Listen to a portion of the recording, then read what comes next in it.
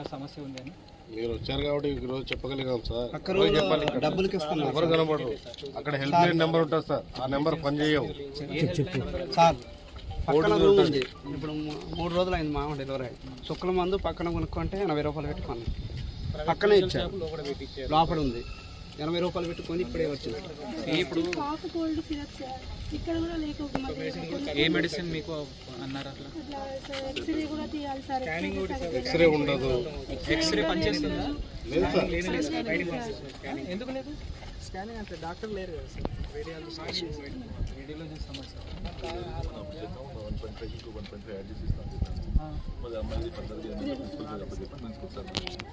మీరు చొరవ తీసుకోవడం లేదు.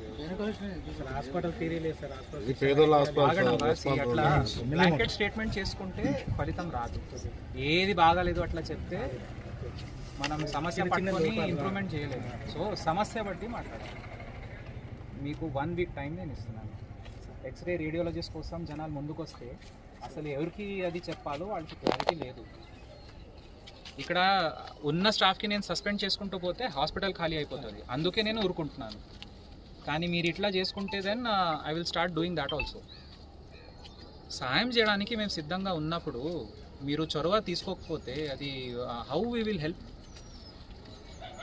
అండ్ జనాలు ఇక్కడ దెన్ వాళ్ళు ఏదో వేరే ఆప్షన్ లేకనే కదా ఇక్కడ వచ్చేది. ఇక్కడ వచ్చినాక బయట మెడిసిన్ కొనాలంటే ఏం లాభం?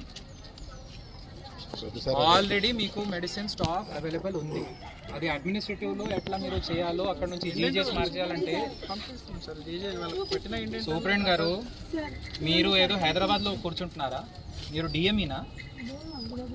ఎండెంట్ ఎందుకు పెడతలేవని ఇప్పుడు అడుగుతున్నారు మీరు. రోజు మీ పని అదే కదా. మీరు పెట్టండి, లేకపోతే then I will start doing that. ఈ control we will give to other department.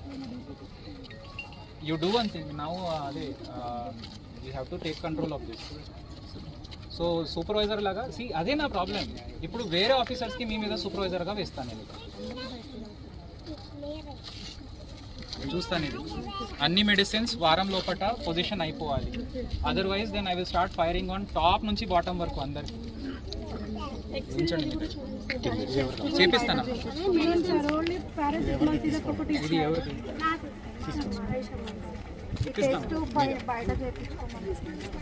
A test ఇది? హెప్ ఏ టీ హబ్లో జరగదు ఇది టెస్టింగ్? హెప్ ఏ నేను ఎందుకు శాంపుల్ తీసుకోలేదు? ఎవరు చెప్పారు ఇది చేయాలని? ఏ మేడం? ఆ ఏ మేడం ఉందో ఆమెకి షోకాజ్ నోటీస్ ఇవ్వాలి. రాధమోహన్ గారు మీరు